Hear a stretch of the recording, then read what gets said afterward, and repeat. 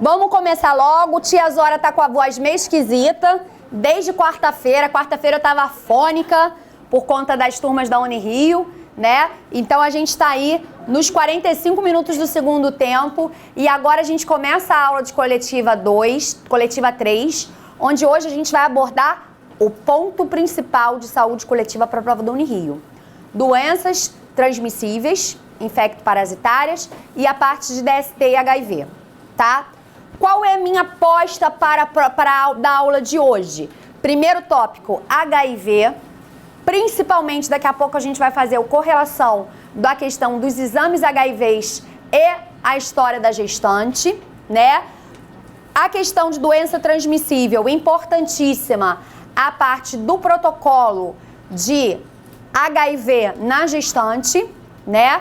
Já falamos em saúde da mulher e eu acho que se não cair nessa prova da Unirio, na prova deve ser a questão certa, a questão do protocolo de violência sexual, porque já tem caído aí, caiu na prova de Petrópolis e caiu nas últimas duas provas. E a gente começa aqui falando de algumas dicas. Saúde da mulher, o que vocês não podem deixar de olhar? A gente vai fazer aqui uma listinha das coisas que vocês têm que olhar no dia 25, tá? 25 para não esquecer, tá? Vocês podem olhar meia horinha cada dia até chegar a data da prova, mas no dia 25 vocês não podem deixar de olhar o calendário de vacinação 2016, tá?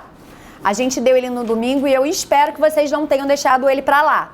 Então, o calendário de vacinação 2016, ele tem que ser olhado na véspera e relembrado na véspera. A gente tem que olhar as vacinas da gestante, né? Que a gente também não vai poder esquecer, que agora a gente vai falar mais um pouquinho aqui a respeito. Vocês não podem deixar de olhar para pré-natal de alto risco a parte das torches, que a gente também trabalhou bastante, e não podem esquecer que quem faz microcefalia com calcificação cerebral é a mulher com toxoplasmose citomegalovirose, né?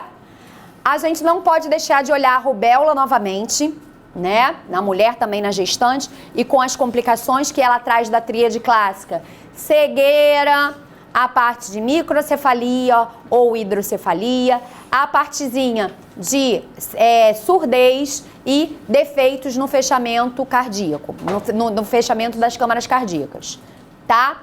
Na área de saúde da criança, a gente aposta aí realmente na parte do IDP, né? Que é assistência integral a doenças prevalentes na infância, e a gente aposta aí também principalmente na parte de desnutrição, tá? Atenção, não é perfil deles cobrar muito a saúde da criança, tá? O perfil deles é mais cobrar aqui. Lista de notificação compulsória que a gente trabalhou no domingo, tá? É importante que vocês vejam também durante o período aí, véspera de prova. E não esquecer que violência sexual é de notificação em 24 horas. E no caso de violência sexual a caminho do trabalho ou no trabalho, a gente tem que preencher a CAT, tá? Diabetes, não esqueçam de relembrar na véspera da prova a questão das insulinas e das medicações. O que é uma sulfonilureia, o que é uma metformina e qual a ação que cada uma delas fazem. E deem uma atenção especial à insulina regular e NPH, mas não esqueçam da insulina Glargine, que tem sido cobrada nas provas da Sesgran Rio também, tá? E agora é reta final. O que vocês vão fazer na reta final? Reta final é muito exercício, tá? E só vai voltar na literatura quando erra exercício. Se errou exercício, volta e fundamenta. Se não, passa adiante, tá? Se vocês dispensarem 4 horas aproximadamente de estudo dentro da semana, vocês vão passar suave aí, tá? Então, assim, se organizem, ouçam os áudios, quem grava áudio, ouça o áudio, de preferência a questão da neurolinguística, né? Próximo do horário de dormir, dá uma ouvidinha no áudio, que ele ajuda a fixar, né? Bastante as coisas. E aí a gente começa a aula de hoje aí com a parte, se bem que ouvir o áudio com a minha voz no meio, perto de dormir, é esquisito a beça, né? Mas vale a pena, porque a galera que fez a prova A galera que fez a prova de Petrópolis, pessoal durante a semana mandaram vários e-mails para mim agradecendo, porque a prova de Petrópolis estava à minha cara. Não fui eu que fiz, antes que vocês me perguntem. Só que muitos pontos que a gente bateu dentro da aula caíram na prova de Petrópolis, tá? Então, assim, graças a Deus a gente está indo aí acertando em cheio. Primeira coisa, que é doença que a gente vai começar a falar aí, é a AIDS/HIV.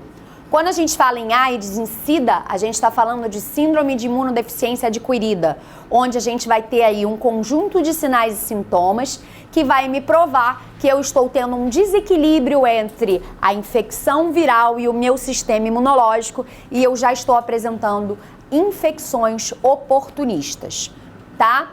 Então, o agente etiológico da gente aí vai ser o HIV1 e HIV2. O modo de transmissão, a gente vai ter principalmente a via sexual e a via sanguínea e também a via vertical e a importância de, mais uma vez, falar aí da questão do aleitamento materno, que é uma das questões que a gente bateu bastante em saúde da mulher, que ele é contraindicação absoluta na mulher HIV positiva, né? Algumas considerações que a gente tem. Desde o momento que a gente consegue ter a infecção de HIV, a gente transmite, tá? Então, se eu fui infectada, eu já estou transmitindo, tá? Essa infecção, ela vai ser facilitada se ela for mais recente, aguda, então a gente vai ter ela aí fazendo a infecção maior. A gente vai ter a questão das secreções sexuais, principalmente secreção de esperma e em locais mais vascularizados, como por exemplo o sexo anal, onde a gente vai ter aí uma maior possibilidade de transmissibilidade. A questão dos processos inflamatórios, que também vão propiciar que a gente tenha aí a questão importante. E a questão da imunossupressão avançada. Se você já é um paciente portador de algum processo imunodepressor e você adquire, se infecta com o vírus do HIV, então você vai ter um comprometimento muito maior, né? Outros fatores que são importantes, e aí a gente vai lá numa pergunta que o pessoal fez para mim, em relação ao que pode cair em saúde mental, né? Em saúde mental, uma das grandes apostas dos professores de saúde mental dentro da prova da Unirio, além da reforma psiquiátrica, que sempre cai, é a questão da política de prevenção de danos, que bate diretamente aqui com os fatores de risco de HIV. Onde na política de prevenção de danos, ele trabalha o seguinte com a gente: beleza, eu compreendo que você é usuário de drogas. Você não quer parar de usar isso? Então, pelo menos não compartilhe seringas. Eu tô te fornecendo as seringas, tá? Ah, você é uma pessoa que tem uma vida sexual muito agitada com multiplicidade de parceiros. Ok, eu não quero interferir na sua vida, apesar disso ser um fator de risco. Então, tá aqui, estou te fornecendo preservativo, tá? Isso é política de prevenção de danos, né, e de redução de danos mais especificamente, que é da área de saúde mental e que é muito utilizada justamente em concomitância com a questão do HIV e das doenças sexualmente transmissíveis. Já que você já tem um risco, eu não vou adicionar mais riscos ao que você já tem, tá? Então, a questão da relação protegida, a utilização das seringas que não sejam reutilizadas, em pacientes que sejam usuários de crack ou o fornecimento de cachimbos e não o uso de latinhas e etc, porque pode ter contaminação sanguínea, né? E a questão do acidente ocupacional com a manipulação da parte de pérfuro cortante. E aí a gente lembra muito que a questão dos funcionários das centrais de material. E é um ponto que a Vânia bateu com vocês e é um ponto que está na prova, que é a questão da central de material e esterilização. A importância do recebimento deste material no expurgo, tá? Que esse profissional deve estar atento a não se contaminar quando recebe esse material e manipula ele, tá? Hoje em dia a gente tem uma lógica dentro de biossegurança que muitas pessoas questionam, mas ainda hoje, dentro da Política Nacional de Segurança do Paciente, ela é orientada, que é o uso do Descarpac dentro da unidade de internação. Então, a legislação fala que a cada 2 leitos a gente tem que ter um Descarpac, tá? Justamente para que você não tenha que fazer o percurso com seu pérfuro cortante até o posto de enfermagem para fazer o descarte, tá? Isso é da Política Nacional de Segurança do Paciente, associado aí a esse fato de biossegurança para a prevenção, principalmente da infecção de HIV e hepatites, tá? E o período de incubação? O HIV, ele tem um período de incubação longo ou ele é curto? Normalmente, ele pode ter um período de incubação variável, que pode começar a apresentar a questão da patogenia em 5 dias, mas você pode ter o aparecimento somente em 30 dias. Só que os sinais e sintomas serão muito sutis e normalmente você vai apresentar sinais como qualquer outra infecção viral. Então, muitas vezes ele pode passar batido, né? O período de latência, ele pode variar de 5 a 10 anos, né? Em média, aproximadamente 10 anos, onde você vai oficialmente apresentar a questão dos sinais e sintomas. A transmissão, a gente falou que você pode transmitir o HIV em qualquer fase da infecção, né? E isso é um problema. Por que isso é um problema? Por conta de uma coisa chamada janela imunológica, né? A janela imunológica do HIV, ela está para mudar, né? E está para mudar não mais para um período de 6 meses, e sim um período de 12 meses, né? Mas hoje, para a literatura de concurso, a gente tem aí uma janela imunológica de aproximadamente 30 a 6 meses, tá? De 30 dias a 6 meses. Esse indivíduo pode estar em janela e não apresentar o HIV como positivo. Uma outra coisa importante é a questão da soroconversão, que vai ser o período que você vai desenvolver anticorpos contra o vírus, tá? Você pode estar infectado, mas você não desenvolve anticorpos para o vírus. Então, dependendo do exame que você fizer, você vai estar negativo, porque se o exame for procurar anticorpos, ele não vai encontrar, tá? Então, eu devo considerar sempre muitos fatores que vão contribuir para essa soroconversão e para esse teste estar positivo. E aí, pegadinha e dica das horas. Então, se você faz um exame anti-HIV, você não consegue ver, por exemplo, que na soroconversão não vai aparecer. Não. Aí você tem que pedir quais exames? Normalmente a gente pede o que pesquisa o antígeno e não o anticorpo, que é o Western blot. Tá? Que eu já vou falar dele, que é mais específico. Oi? Pesquisa anticorpo. Então, assim, para ele a gente não serve muito. E aí eu já vou falar disso. E o teste rápido também. E aí a gente vem a dica das horas para a prova da Unirio, dentro desse período de 6 meses. Não. E aí a gente tem um problema. Qual é o problema?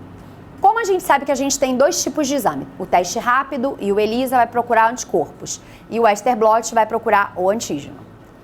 Se eu tiver com uma infecção viral, eu posso ter falsos positivos. Então, dica minha para a prova da Unirio.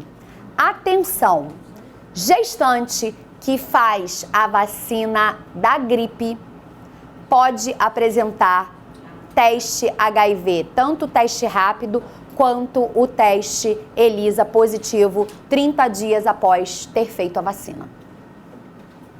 Tá? Não, mas gestante principalmente, tá? Porque a gestante, naturalmente, ela tem uma leucocitose que já é dela assim que ela é engravida. Então, a resposta dela é maior. As outras pessoas também podem apresentar, tá? Mas em menor escala. E por que eu tô dando dica disso em relação à gestante? Porque a vacina da gripe é feita na gestante e a gestante tem que colher 2 amostras, pelo menos, do anti-HIV. Tá? O outro indivíduo, ele pode colher aleatório. Por exemplo, ele pode ter uma conversão positiva, ele pode estar apresentando aí anticorpos que vão ser confundidos com anticorpos do HIV. Na verdade, quando ele vai doar sangue, ele acabou de fazer a vacina, ele foi lá doar sangue. E aí, o que acontece? Ele apresenta HIV positivo. E aí, todo mundo fica assustado, mas na verdade ele não está nada positivo. Ele somente tomou a vacina e teve um falso positivo. Tá? Principalmente em gestantes. Após 30 dias. Tá? Deixa eu pegar água aqui.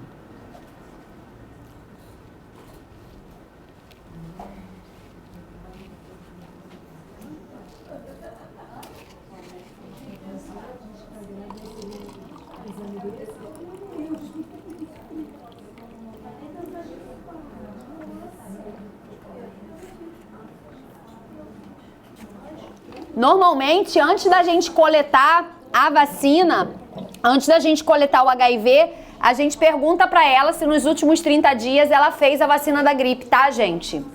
Pra justamente evitar sustos adicionais.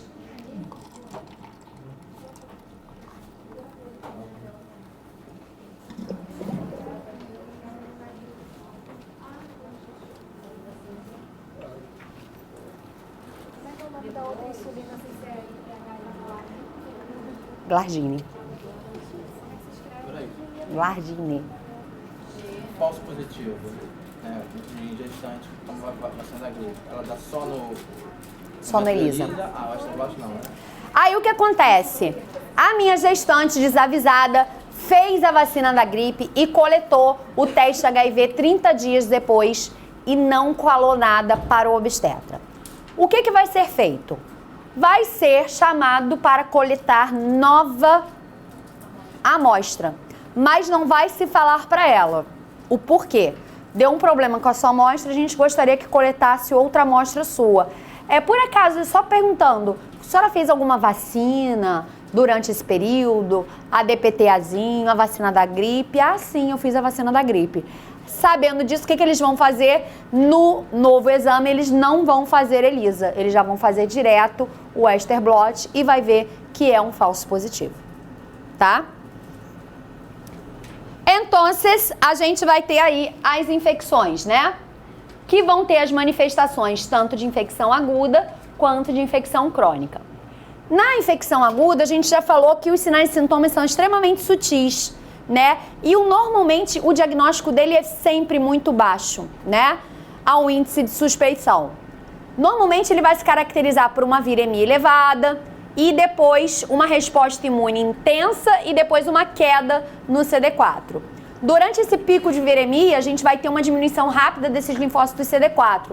E aí a gente vai ter os sinais e sintomas com a infecção viral. Principalmente, a gente não vai ter febre alta. É uma febre baixa, como se fosse de um resfriado convencional, com uma característica pactognômica. Gravem esse nome. O que é uma característica pactognômica? É um sinal ou um sintoma que caracteriza determinada doença. Nesse caso, a gente vai ter a questão da adenopatia. Eu vou ter infartamento de linfonodos.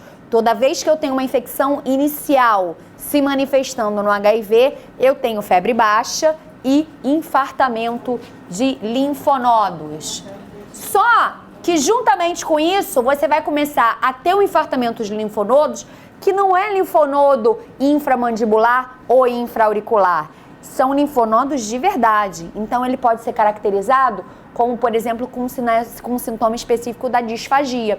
Paciente com uma dificuldade de deglutir, porque o linfonodo ele não está infartado para fora, ele está infartado para dentro, diminuindo a luz do esôfago. Tá? A gente pode ter aí a questão da cefaleia, muita fotofobia, tá? E esse paciente, durante esse período, ele vai estar com a imunidade dele tão baixa que ele começa a apresentar infecções fúngicas, principalmente de área oral. Então, a cândida oral é bem característica, tá? E aí, depois, ele pode apresentar diminuição de força e movimento de membro inferior, que vai caracterizar a síndrome de Guillain-Barré. Só que somente tem um detalhe. Tudo isso, da mesma forma que vem, vai. Esses sinais e sintomas vêm e mesmo que você não trate com nada, eles somem. Tá? Então, ela entra em seguida com a fase assintomática. Então, ele fez uma infecção esquisita, que parecia que era viral, mas do mesmo jeito que veio, foi embora. E aí, depois, você entra na fase assintomática, onde você vai ficar um período latente e esse paciente pode apresentar já o HIV como reagente, tá? Mas ele só vai procurar se ele tiver algum fator de risco persistente, senão ele não vai procurar. Pactognômica. Toda vez que, esse termo pactognômico, vocês vão ouvir durante hoje a aula inteira, que são sinais e sintomas que vão definir uma determinada doença.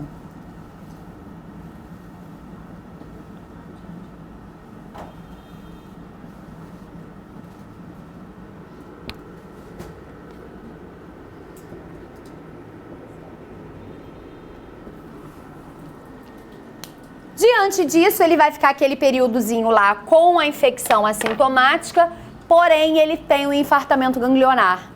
Tudo passou, diminuiu os sinais e sintomas de membros inferiores, ele voltou a caminhar normal, acabou a disfagia, ele não tem mais febre, mas a linfadenopatia permanece, tá? Sempre tem um linfonodozinho infartado, ok? E aí ele volta para a fase sintomática inicial, onde ele vai apresentar muitas vezes o que a gente vai chamar de ARC. Gravem o que é o ARC, tá? O ARC costuma cair bem na prova e como o Hospital Gafreguinli é um hospital referência para doenças transmissíveis, principalmente HIV, é importante que vocês saibam quais são as doenças que compõem o ARC. O que vai ser esse tal desse ARC? O ARC vai ser as infecções oportunistas, né, que tem no complexo específico a AIDS. São infecções oportunistas de menor gravidade, com sinais e sintomas específicos, que vão mostrar que eu tenho a infecção pelo HIV. Essas principais infecções serão a questão da candidíase de repetição, a linfadenopatia generalizada, né? Com apresentação de uma diarreia intensa, diminuição de força, diminuição de vigor, e a gente vai ter aí esse paciente emagrecendo um monte, tá? Um emagrecimento rápido, uma diarreia intensa e a linfadenopatia generalizada, com uma característica que é a sudorese noturna profusa, tá? O paciente sempre no período noturno começa a suar muito, mas suar de encharcar roupa, encharcar lençol, tá? Isso faz parte das ARCs.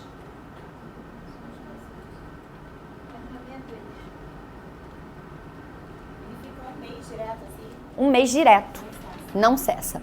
Principalmente a perda de peso, ela é uma coisa assim, acima de 10%, é um absurdo. E nessa fase, por exemplo, inicial, se ele for fazer o ISA, vai dar? Vai dar já positivo, tá? Que é uma manifestação do organismo dele já dizendo, ó, tem alguma coisa errada aqui, tá na hora de começar a tratar, tá? Não precisa nem dar o extra. Não. Hoje em dia, a gente pode até iniciar tratamento imediatamente sem ter a contagem de carga viral. O manual já dá essa possibilidade pra gente. Se o paciente não quiser coletar carga viral e o HIV dele der positivo, porque todos os exames relacionados a doenças sexualmente transmissíveis, eles têm que ser de livre consentimento, né? A gente tem que pedir o consentimento tanto para coletar o exame quanto para iniciar a abordagem terapêutica por conta do princípio da bioética da autonomia. Diante disso, o que a gente tem que fazer? Vai iniciar, o paciente deu HIV positivo, tem que iniciar o antirretroviral. Ele pode virar para você e falar assim, não quero esperar a carga viral, pode começar. E aí ele já inicia o tratamento com antirretroviral, tá? Por conta da perda de tempo, porque a carga viral ela pode demorar até 40 dias, tá? Então, as principais doenças oportunistas, a gente vai ter aí a nossa amiga citomegalovirose, mais uma vez, que vai ser responsável por microcefalia com calcificação, no caso dessa mulher engravidar. A gente vai ter herpes simples, a gente vai ter a leucoencefalopatia multifocal. Na parte bacteriana, eu vou ter principalmente a tuberculose, né? Que é a principal infecção oportunista do HIV. Nós temos pneumonias, né? Principalmente por pneumociste carine. A gente tem aí salmonelose. E a gente tem aí as cândidas, os criptococos e os histoplasmas, que também são bastante característicos a elas, tá? A toxoplasmose, ela pode começar a se manifestar se ela já existia anteriormente. Então, diante de tudo isso, a gente vai começar com algumas terapêuticas profiláticas, tá? Para evitar que esse indivíduo faça algumas infecções. Então, ele já vai iniciar uma profilaxia para pneumonia, ele já vai iniciar uma profilaxia para outras coisas em função desse aparecimento aqui ser muito rápido. E aí a gente entra com a questão seguinte: à medida que a infecção se agrava, a carga viral sobe e as contagens de linfócito diminuem. Então, elas são inversamente proporcional, tá? Carga viral alta, normalmente linfócito e CD4 baixo, que eles é que tentam te defender. Aí os linfócitos que a gente vai avaliar só são CD4, CD8, o restante... Não, a gente vai avaliar somente CD4 e CD8, que é o que o programa nacional banca pra gente, né? No particular, a gente avalia todos os linfócitos, mas no programa, que é o que cai na prova, CD4 e CD8, mais especificamente CD4, tá? E aí a gente tem o ELISA, né, que são os testes, onde principalmente aí o ELISA, ele é um teste imunoenzimático, ele vai ser realizado para diagnosticar a doença e ele é de triagem para anticorpos. Então, grifem que ele procura anticorpos.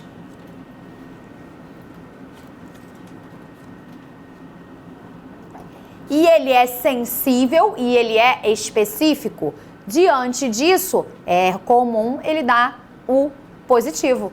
Porque se ele é sensível e específico, o falso positivo é mole para ele. Ele pega todo mundo. Ele faz uma seleção de todo mundo. Ele é sensível para pegar todo mundo. Quem não é, tudo bem, vai estar coberto. Mas ele pega o todo mundo, por ser muito sensível.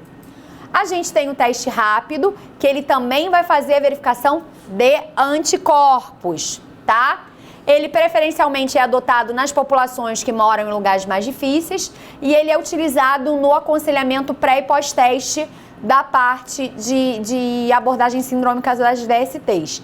E ele também é utilizado bastante aí na maternidade, na entrada dessa gestante e para liberação, para fins de liberação de amamentação e principalmente quando a gente tem acidentes envolvendo materiais perforocortantes. A gente faz o teste rápido, que é pesquisa de anticorpo, ok? Então, tanto o ELISA quanto o teste rápido pesquisa anticorpo. E são baratos. E aí a gente já vai nos testes que já são mais específicos, que são o teste de Westerblot, que ele vai ser um teste não mais de triagem e sim de confirmação, que ele é indicado quando tanto o ELISA quanto o teste rápido dá positivo. E ele não mais pesquisa anticorpo. Ele vai pesquisar o quê? Antígeno. Ele vai pesquisar a presença do vírus, tá? E a imunofluorescência direta, que também é um teste confirmatório e que ele detecta os anticorpos, mas ele detecta os anticorpos com uma visão mais sensível, tá? O único que faz pesquisa direta do antígeno é o Westerblot, tá? Grifem isso aí, por favor, na apostila de vocês.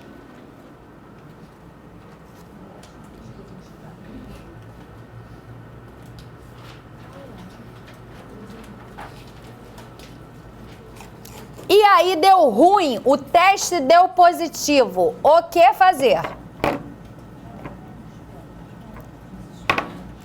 Por algum motivo foi feito um teste, esse primeiro teste, essa primeira amostra, a gente sempre colhe 2 amostras, tá? É uma amostra que a gente chama de contraprova. Quando a gente vai testar o teste HIV, a gente sempre colhe 2 amostras. Uma é a prova e a outra é a contraprova. Inclusive na violência sexual. Quando a gente vai colher os tubinhos lá, que lembram que a gente falou que na violência sexual a gente vai colher hepatite B, hepatite C, HIV e VDRL. São as 4 que a gente vai colher de sorologia.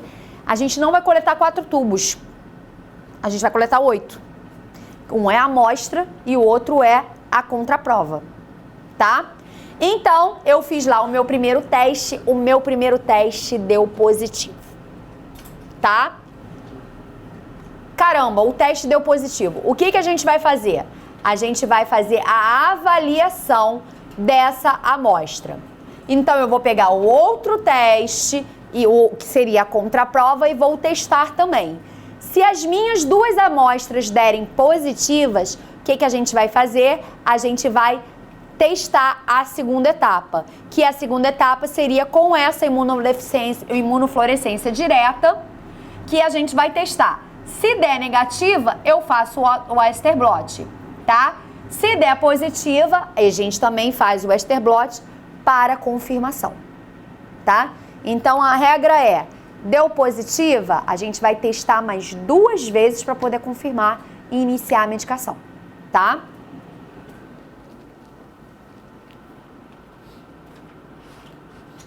E aí a gente inicia o tratamento.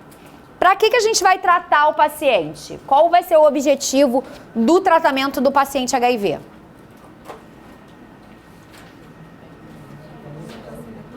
Eu tenho 2 objetivos principais. O primeiro é baixar essa carga viral, né? Para tentar interromper essa cadeia de transmissão. E o segundo é fazer o que com ele? Proteger ele contra as doenças oportunistas e elevar esse sistema imunológico, tá? Então, o objetivo desse tratamento vai ser prolongamento de sobrevida, melhora de qualidade de vida, com a redução da carga viral e melhora do sistema imunológico, sempre, tá? Não posso só baixar a carga viral, eu tenho que baixar a carga viral e dar um up no sistema imunológico. No atendimento inicial, esse paciente ele vai ser convocado e ele vai ser orientado em relação a comportamentos de risco, né?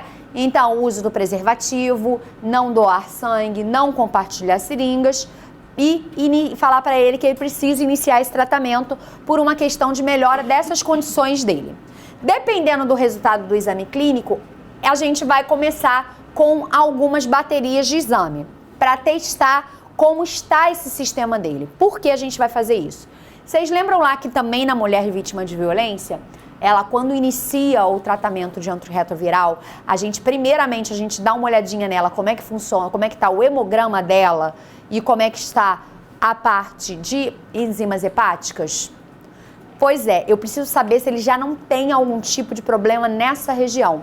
Por quê? Se ele tiver problema hepático, a medicação vai ser altamente agressiva, tá? Então, a gente vai ter aí um problema duplicado. Então, eu vou ter que pedir alguns exames, como, por exemplo, o hemograma. A gente vai pedir TGO, vai pedir TGP, vai pedir urina, vai pedir fezes, vai pedir glicose. Vai pedir colesterol e triglicerídeos, por conta do mecanismo de eliminação dessas medicações através de fezes. Então, eu preciso saber como é que está o índice de colesterol e triglicerídeos também. Vou pedir raio-x de tórax, vou pedir sorologia para hepatite B e C, vou pedir tuberculose, vou pedir coleta de escarro e vou pedir os linfócitos CD4, além da carga viral. Lembrando, mais uma vez, que se ele não quiser fazer carga viral e quiser iniciar diretamente a medicação profilática e o esquema antirretroviral, você pode liberar desde que a função hepática dele esteja ok, tá? Dependendo desses exames clínicos e laboratoriais, a gente vai começar essa terapia antirretroviral. Se não, se tiver tudo muito ruim, o que a gente vai fazer primeiro? Estabiliza ele e depois começa a terapia antirretroviral, tá?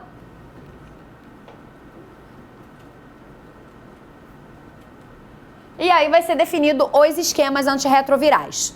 Primeira coisa, se ele tá assintomático, tá tranquilo, a gente vai pegar e a contagem de linfócitos CD4 deles é maior do que 350, eu posso optar pela não tratamento nesse primeiro momento, tá? Por quê? Eu vou observar. Às vezes eu posso ter tido um resultado com uma carga viral pequena e essa carga viral pode zerar sem um tratamento antirretroviral, que muitas vezes pode acontecer com crianças, filhos de mãe HIV positivo, tá? Ele, num primeiro momento, ele vai ser tratado com um antirretroviral, depois ele pode ter essa carga viral zerada. Zerada. Então, a gente não vai continuar dando um antirretroviral. Se ele está assintomático, mas o CD4 dele está em 300 e 350 células, normalmente a gente começa o tratamento 2, tá? Se ele está assintomático, mas o CD4 dele está menor que 200, a gente vai fazer o tratamento 2 e a gente vai fazer a quimioprofilaxia. E se ele já está sintomático, a gente vai tratar também e vai fazer a quimioprofilaxia do nível 3, que é justamente quimioprofilaxia para a maior parte das doenças. Lembrando sempre o seguinte, se eu não tiver como contar CD4 ou ele não quiser que conte CD4, o que a gente faz? Trata, tá? A gente trata direto, tá? Ah, não, eu não quero fazer CD4, não tenho possibilidade de fazer CD4. Começa a tratar. Uma outra coisa é o seguinte, quanto mais próximo for de 200 mil a contagem de linfócito CD4, maior é a carga viral. E as infecções oportunistas que a gente vai tratar, a gente vai ter a pneumonia pelo pneumociste carine, que vai ter que ser tratado com um CD4 menor do que 200, e toxoplasmose quando a gente tiver o CD4 menor do que 100. E eu tenho que considerar sempre que alguns sinais e sintomas também são uma manifestação que não vão definir o HIV, tá? Fale. Quem ia falar? Eu falei o seguinte, que eu tenho que considerar muitas vezes que alguns sinais e sintomas e manifestações não definem o HIV, tá? Então não adianta tratar coisas que podem ser normais naquele indivíduo, tá? Você ia falar, fala. Eu não entendi a questão do acesso à contagem do linfócito. Você não consegue fazer? Não, o paciente pode optar por não querer fazer, ou você pode não ter disponível na tua rede de trabalho a contagem de linfócito CD4. Aí a opção é tratar direto. Tá? Por exemplo, se na rede não tem CD4, você não pode fazer CD8. Não. Ele é mais específico. Mas não, a gente não faz. Se não tem o CD4, a gente trata direto. Tá? E aí a gente vai com as medicações. O que vocês precisam saber? Vocês precisam saber o nome delas, tá? Então, lembrar sempre o nome de cada tipo de antirretroviral. Então, que inibe a transcriptase reversa, que vai inibir a replicação desse HIV. A gente vai ter aí o AZT, o DDI, o DDC, o 3TC, o D4T e o ABC. Todos eles são inibidores da transcriptase reversa, tá?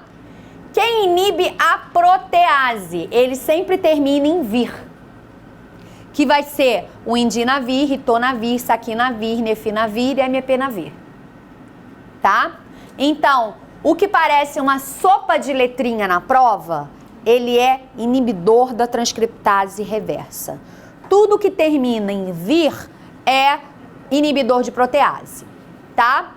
A gente tem aí os inibidores de infusão, que a gente vai ter o enfuvirtina, e os inibidores da integrase, que é o raltegravir, que na verdade a gente sempre vai fazer o esquema inicial com inibidores da transcriptase reversa e os inibidores de protease, tá?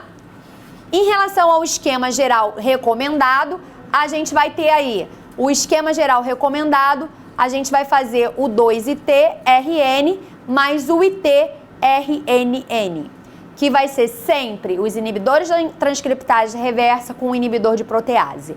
Esses dois são o que a gente chama de esquema antirretroviral preferencial, tá? São os que a gente vai começar sempre. Então, para gravar para a prova, nós precisamos lembrar: inibidor de transcriptase reversa vai impedir a replicação viral. E ele vai ser AZT, DDI, DDC, D3TC, D4T e ABC. Sopa de letrinha, inibidor de transcriptase reversa, tá? Tudo que termina em vir é inibidor de protease, que bloqueia a produção de novas cópias. São duas funções diferentes. Um inibe a replicação do vírus e o outro vai impedir a produção de novas cópias. Tá? Agora pergunta. O RN é preferencial nesses inibidores? A gente vai fazer o inibidor da transcriptase reversa nele, mais precisamente o AZT. Vê se eu entendi. A transcriptase reversa, ela vai inibir a replicação do vírus. Isso, eu não vou deixar que ele se replique. A protease, aqui está escrito que ela vai inibir novas cópias de células infectadas. Então, são as células... Eu não vou deixar que novas... Exatamente, que células que foram infectadas, elas se reproduzam. Um eu estou falando direto do vírus, o inibidor da transcriptase evita que o vírus, ele se replique. E o outro evita que novas células infectadas sejam produzidas a partir daquela cópia da primeira. Ele mata essa célula? Não, ele simplesmente não deixa acontecer. Inativa. Tá?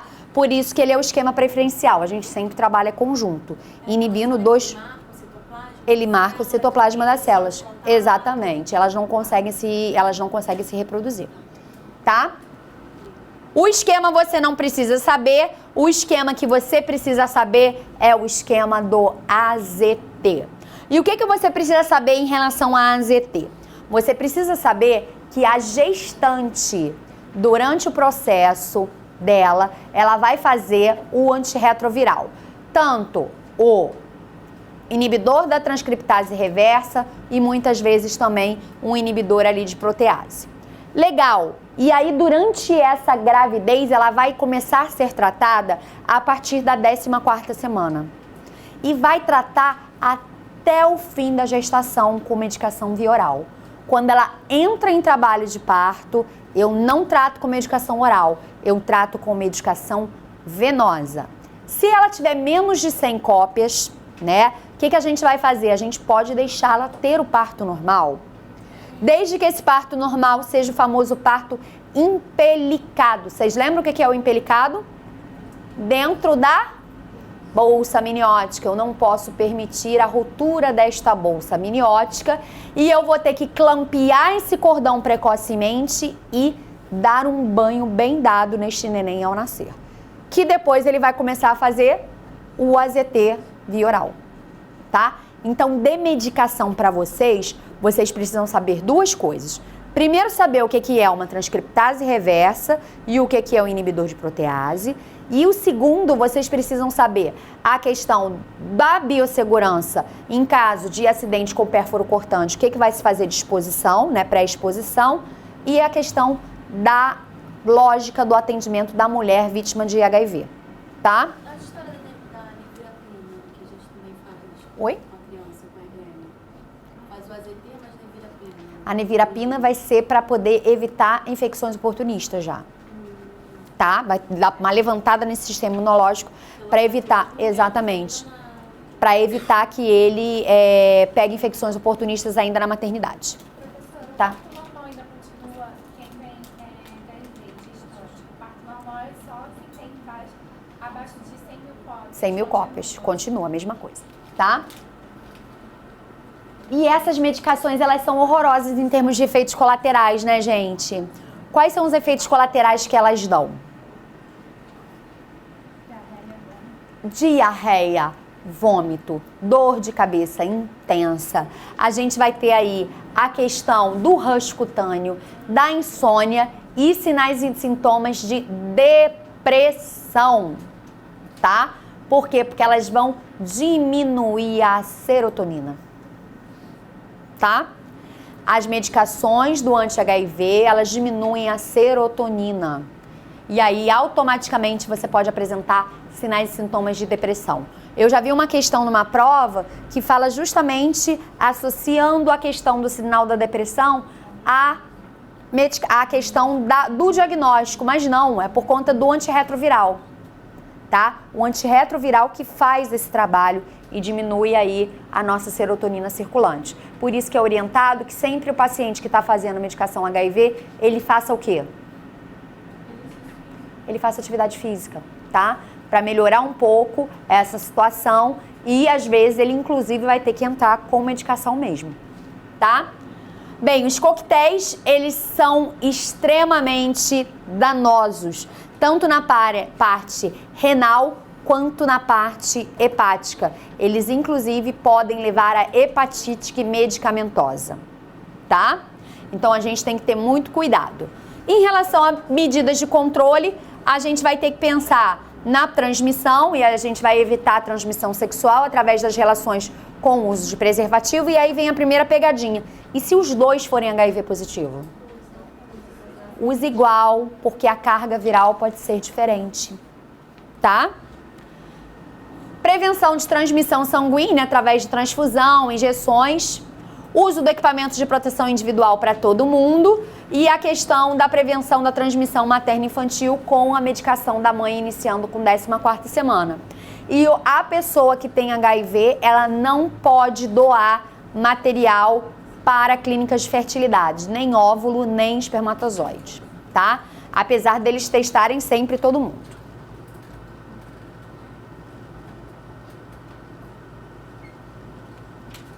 E aí a gente tem uma questão mega polêmica, né?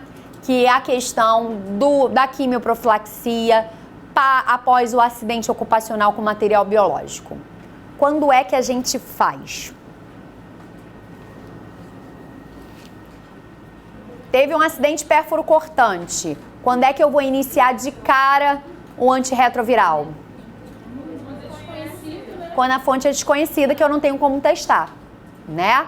Se eu não tenho como testar a fonte, como por exemplo um Scarpac, a gente inicia o antirretroviral preferencialmente aí por 28 dias ou 4 semanas, né? E a gente deve iniciar de 1 a 2 horas após o fato ter acontecido. Caso contrário, a gente vai testar a fonte, tá?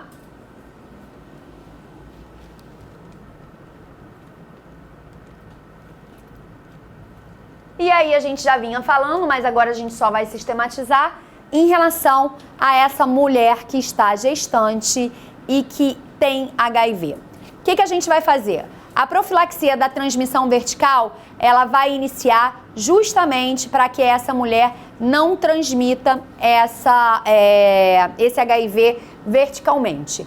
Então, ela vai ter o objetivo de prevenção, apenas de prevenção, e a gente vai fazer a quimioprofilaxia, a profilaxia dela vai suspender após o parto.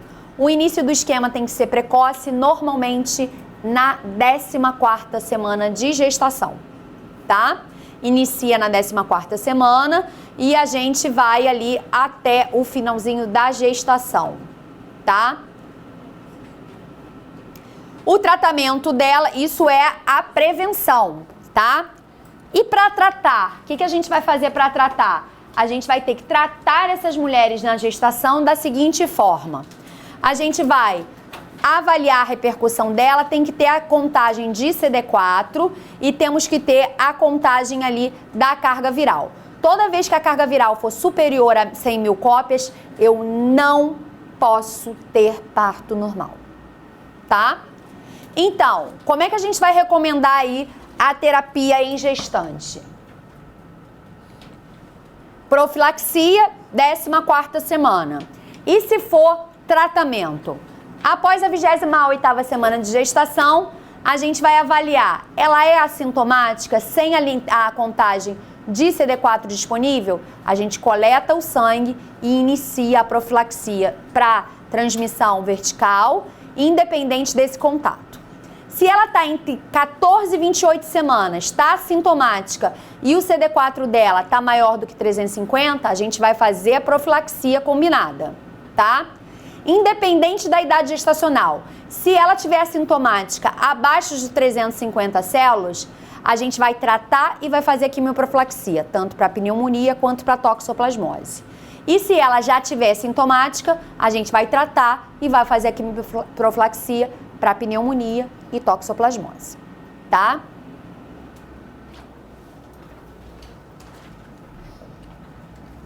Aqui tem os agentes.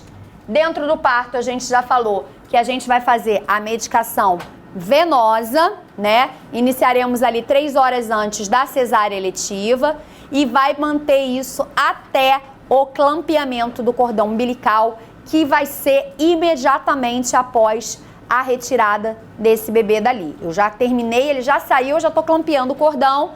E as gestantes com resistência ao AZT, elas vão fazer esse AZT venoso no parto, a menos que sejam alérgicas. E a gente vai suspender sempre a lactação. Com qual medicação mesmo? Como é que é o nome da bicha? Cabergolina. Gravem este nome. Esse nome cai na prova direto. Cabergolina 1 miligrama, tá? Cabergolina 1 miligrama. A cabergolina 1 miligrama, ela é uma bombinha também. Eu posso dar ela em 2 comprimidos de meio miligrama, tá? Mas normalmente a gente dá logo na dose cavalar de uma vez só para inibir e ela não ficar com uma produção e não ficar com sinais e sintomas ali de reação inflamatória, não ficar com a mama muito demasiada, então a gente já faz imediatamente, tá? Lembrando sempre que eu vou clampear cordão precocemente, vou limpar esse bebê, vou fazer uma lavagem nele, vou avaliar, de preferência, tentar não aspirar essa via aérea para não traumatizar, né? Dada a possibilidade de ocorrência de anemia nesse recém-nascido, a gente vai utilizar a realização do hemograma completo antes de fazer o AZT. É recomendado o alojamento conjunto desde que essa mulher esteja orientada a não amamentar. Atenção, gente. A amamentação, ela é um direito da mulher, não é isso? Direito, ela pode perder o direito, não é isso também? Então, a mulher que é HIV positivo, que ela fala que ela vai amamentar, ela pode perder o direito. E aí esse bebê não fica em alojamento conjunto. Tá? Então, inicialmente, ela tem o direito de amamentar, todas as mulheres têm direito de amamentar. Mas se ela insiste em amamentar sendo HIV positiva, a gente tira o direito dela e tira esse bebê do alojamento conjunto. Isso para concurso é uma grande bobagem, porque se ela cismar que ela vai amamentar, depois que ela virar as costas na maternidade, ela vai amamentar, tá? Mas para título de concurso, a gente vai fazer compressas frias mais cabergolina e enfaixamento de mamas, tá? E a gente já vai solicitar diretamente a questão do banco de leite materno para esse bebezinho, tá? Que é importante que ele receba o leite materno. Então, a gente vai solicitar banco de leite para que ele receba essas imunoglobulinas iniciais que ele precisa receber ao nascer. E ele vai fazer a partir de 4 a 6 semanas de vida a questão aí das quimioprofilaxias, né? Que vai ser com sulfametazol mais trimetropin para evitar pneumonia por pneumociste carine. E ele vai ter que fazer em 3 vezes por semana ou em dias alternados para evitar que ele faça pneumonia por conta disso. Aí você fala assim, poxa, mas tem certeza que vai precisar fazer sulfametazol mais trimetropin, mesmo se ela fez o tratamento certinho durante a gravidez? Vai, tá? Vai sim, porque a gente não pode garantir se tem alguma quantidade ainda ali, se tem uma carga viral dentro daquele sangue. Na verdade, se você coletar, ele vai apresentar anticorpos, mas a gente só vai saber se esse anticorpos é dele ou se esse anticorpos é materno à medida que a gente tem aí a passagem do tempo. Esse bebê, ele tem até quanto tempo para negativar? 1 ano e 18 meses, tá? 1 ano e meio. Se ele não negativar em 18 meses, ele é HIV positivo, tá? 1 ano e meio, 18 meses. E tomando o AZT oral? Não, ele não vai tomar o AZT oral esse tempo todo, não. Tá? 1 ano e meio para ele negativar. Isso. E para ver se o bebê não contraiu a doença, 1 ano? Normalmente 12 meses a gente já sabe. Tá? Com 9 a 12 meses, mais especificamente o manual fala. De 9 a 12 meses a gente já sabe. Mas ele pode zerar a carga viral até 18 meses. Tá? Zerar a carga viral.